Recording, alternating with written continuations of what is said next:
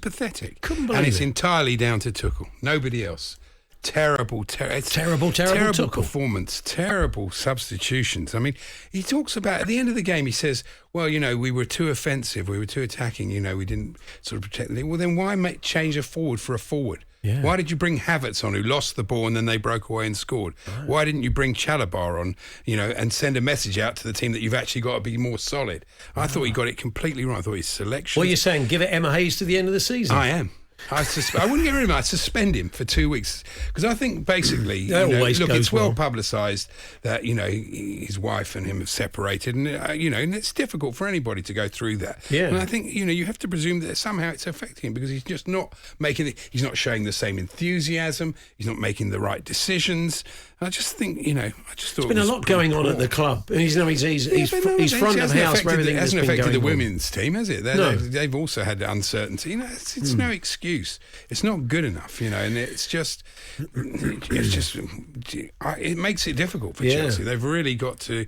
You can't see. I know Leeds are terrible, but you can't see them. It's like the Everton game. Everton were terrible going into that game, and you just think Chelsea are charity FC at the moment. They really are. So, and you've got a bit of history with Leeds, and you're going back to 1970. And they've got to be thinking about the final on Saturday. So, I wouldn't imagine they're going to get much out of that game.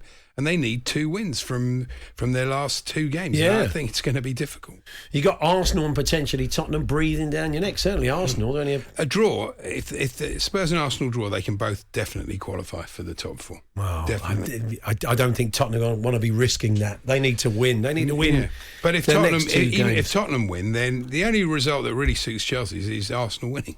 That's it. Yeah. But if Spurs win and Arsenal still can win their last 2 games and finish higher than Chelsea, and so can Spurs. And look, they won't deserve it. You finish where you deserve. Sure. So if they finish 5th, that's what they deserve. But the home form, they've taken 29 out of 51 points. They've dropped 22 points at home. It's pathetic. Yeah. And it's so miserable going there, except for my grandson. I mean, I'm sure there's a lot of fans at the other end of the table saying, well, you say miserable, it's all relative, really. It's probably quite miserable going to It's about expectation and then what happens. Yes. So the expectation, once they'd beaten Juventus 4-0, and everyone was talking about this is the best side in Europe, the expectation was they were going to challenge the 2 top teams in this country. The reality of it is they'll be lucky to finish in the top 4. And so that is a disappointment. Not as bad as United, who are absolutely pitiful. There's no question about that. But again, that's, Brighton did to United what Chelsea should have done to them.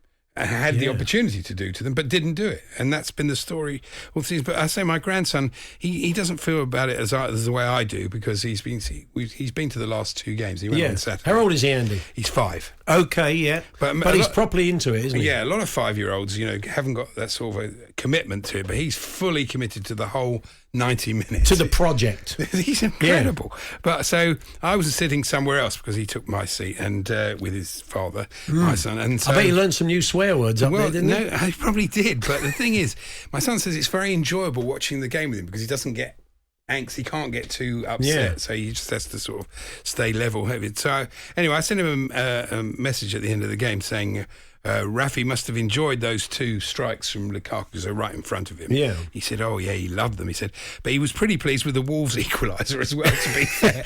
So he saw it go in and he just thinks when a goal goes in, you celebrate it, which you do at 5, don't you? You just think, well, if it's gone in the net, I'm up in the air. So how did that play? He didn't get any stick, did he? No, of course not. You never know, do you? Yeah. He said, as my son says, it's very relaxing watching with him. I said, yes, a touch less annoying than my constant stream of pessimism. Yeah. Paul Hawksby and Andy Jacobs, Monday to Friday afternoons 1 till 4 on AM, on DAB, via the talkSPORT app and on your smart speaker. talkSPORT.